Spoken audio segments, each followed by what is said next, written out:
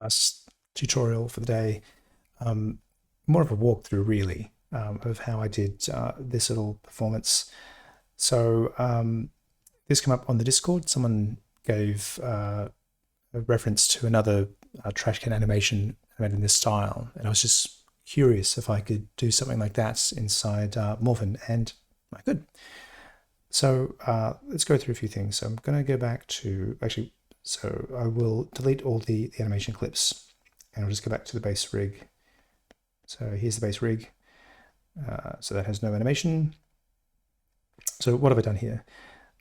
So you can see that the animation, sorry, the rig, let me get back to the usual style rigging joints. So there is a joint I put at the front pivot of the can, so it can do that. I then have a child bone that will animate the lid, and that in turn has child bones for the eyes. And then what I've also got is I've got an extra bone in the front here that if I move that up and down, animates the mouth. So in terms of getting this set up on the rigging side, it was all pretty straightforward. So in the hierarchy, you've actually got these objects all separated out. So I've got a base. Let me go over to here so you can see what I'm selecting. So I've got the base, the lid, and the eyes. So they're my objects, lid and eyes. There it is. And so in terms of the rigging process, is it worth showing? It's probably worth showing. I'll go through the whole thing. So I'm going to unbind the character from the rig. So I'm just going to get this just be slightly tidy and get it lined up. Actually, just go back to the bind pose. Yeah, so that's my bind pose. And I'm going to unbind the meshes. So I'll choose the base and go bind and unbind. Go and choose the lid and bind, unbind. Just realized I should turn on the gestures again. There we are. And then go to the eyes and bind, unbind. Okay, so now we have just these meshes that are free floating and we've got a rig. So the first thing I did was to bind the base can. So I'm just going to hide the other bits for now. And I'm going to select the base, and then I'm going to go to bind. And what I'm going to do is, rather than sort of have it auto bind, I know that I want this thing to start with to just be bound to this bone. So a handy feature is you can go bind and go weight to this bone only. So when I go bind, that's now bound completely to that. So now I can do the same for the lid. So I'm going to turn off the trash can and turn on the lid. There's my base gone. So that's the base. So I'm going to make sure that the lid is selected with this checkbox here that tells Morphin which mesh to be acting on. Then I'm going to choose this bone, and I'm going to go bind, weight to this bone, bind. That's now done. And then I'm going to do the eyes. So I'm going to unhide the eyes, select them. Now here, I can't auto bind because I don't want it to be binding to all these other bones. So what I'm going to do is a bit of a cheat. I'm going to single bind it again to only one bone, and that'll take care of one eye, and then I will paint the weights for the other eye. So just make sure I've got the eyes with the checkbox next to it, and I do. I've got that bone selected. I'm going to go bind, weight to current bone, bind. So now if I turn everything back on again, lid, and yep, so there's all the bits. And I should be able to now move the base, and it all moves. I can move the lid, and that moves. And I can move the eyes, or move this joint, and they will both move. Sorry, that one moves, but the other one needs to be weighted. So what I'll do quickly is I'm going to paint the weight for this eye. So I'm going to go to this bone. Oh, that's been actually probably bound. It's unexpected, but I'll roll with it. What I would normally do is I would go to the paint weights tool and make sure that this is painted 100% here. As you can see, so red means fully weighted, blue means no weight. So apply and exit. So this is mostly good to go. But the one thing that we haven't done yet is this bone here to handle talking. Now this has magically kept the weights that I had before, but let's assume that I had it fully weighted to this joint, and I'll show you what I did. So just to make a point of that, I'm going to change the weights for the base, and I'm going to use a really big brush and just like flood fill it all, so that this is all weighted only to that. I'm just going to hide the lid and the eyes and make sure this is all completely weighted to this primary base bone. So apply and exit. Okay, so now I want to get back to what I was going to show, which was how I painted the weights for this lip lowerer. As you can imagine, it's just basically painting a soft weight onto this thing. There's a few ways of doing it. So I'm going to go paint this skin with this mesh. I could paint it, but in fact what I found was easier was to use these two radial modes. So if I use this one, when I click and drag, I do this soft edge fall off, which is exactly what I want. So I'm going to make that be relatively big like that, and apply and exit. And so now when I drag that down, I get this effect. So I can turn the other bits back on, and we have a rig that's ready to go. So animation. So what I did here was I recorded this in passes. So the first thing I did was to animate the flap, because that seemed to be the most likely kind of part of the performance. So I'm going to go to the animation clips down here, get a new action, and I call this say lid. Make sure I'm recording. So if the keyframe mode is default, that'll record, I think, both position and rotation. But just to be neat, I'm going to make sure this is only recording rotation. You don't have to, I just like to be careful. So with that done, I'm going to make sure that the gizmo is also only in rotation mode, and make sure this is close to frame 1. And I'm going to tap record and flap the lid. So here we go. So that's on. I'm going to go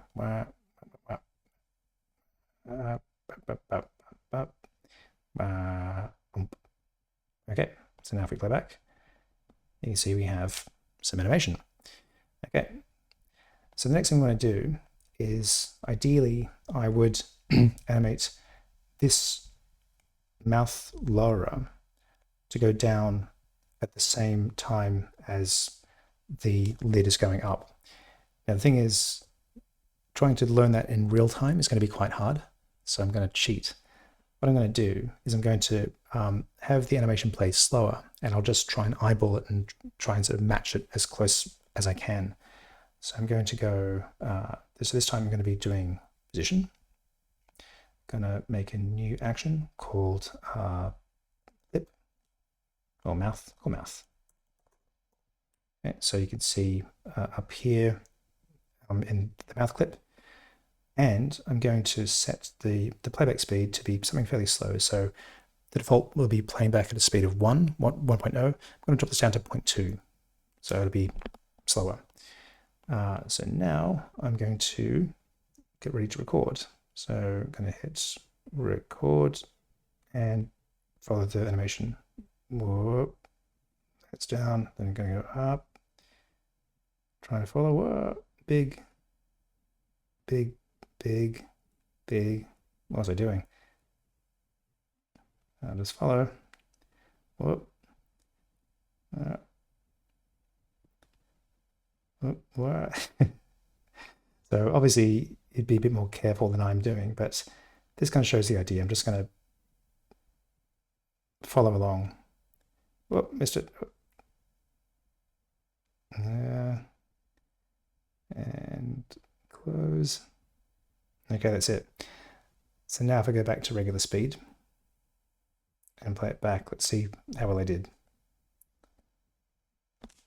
Not bad. Okay, so that's the mouth taken care of. Next, we'll do the base. So same idea. So this one, I'm fine to just be kind of freewheeling with this. So note that sometimes after you finish recording an animation, this button here gets activated. Just make sure that that's turned off before you do the next recording. So I'm going to do animation for rotation again, and going to make a new action. I'm going to call this base, and get ready to record again. So tap, make sure the handle is in rotation mode, like that. And this one I'll just do real time and just have it wiggle around stupidly. So ready, and here we go. Record. So just general wiggles. Not my greatest performance, but that'll do. It's got some character. And then the last thing I'll do is the eyes. So just so it's not so distracting, I found that right now, if you try and animate rotation, and if that thing you're rotating is moving around, it'll get confused between where the pencil is versus where the bone is on screen. So just for now, I'm going to temporarily turn off the other clips. So I'll just turn off this icon here. So now they're all turned off. Make a new action, call it eyes. Make sure I'm capturing rotation again, and I'm going to do one eye at a time. So I'll choose this eye, and I'm just going to do a bunch of eye darts. Now, yeah, so I'm just going to record it. So here we go. So record, there. So I'm just doing very zippy movements. So it looks like it's active. Let's see how that looks. Did I not turn on rotation? No, I did turn on rotation. That's strange. Oh, this button is turned on again. This is a bug that I'm finding a bit annoying, but it's fine. So nothing recorded. So go eyes again. Make sure we're back on frame 1. Choose the bone. The marquee button is turned off. Let's record again. So doing zippy motions. This is zippy eye. There you go, it's keys now, it's better. Okay, so in terms of getting this over to the second eye, right now we don't have any ability to copy paste large keyframe sequences, or maybe there is and I haven't seen it yet. What I'm going to do is basically what I did for the lower lip. So I'm going to play this animation much slower and just try and match one eye to the other eye and see how we do. So I'm going to go back to frame 1, choose the other eye, set the playback speed to lower. Let's go 0.2. The first time I did this, I went very slow and it worked. It was very accurate, but it took ages to capture, so I won't bore you with that. So I'm going to call this one new action, eyes 2, and get ready to record. So here we go, record. I'm watching, going to follow. Yeah. So this kind of gives it slightly janky Muppet style eyes. I mean, luckily because the body is going to be moving around and doing crazy stuff, as long as it roughly matches, I think we'll be okay. Or, again, if I practice this, I mean, the other thing you could do is manually keyframe it, but I'm just too impatient to manually keyframe. So I quite like this recording feature because it means I can sort of get character without effort. And I'm all about getting character without effort. Okay, so let's go back to regular speed and have a play. It's not bad. And like I said, once we turn on everything else, oops, I think I turned off the eye. I did. So yeah, so then I can go up to the draw modes and I can hide the joints. And yeah, not bad. So there you go, little tutorial on character animation.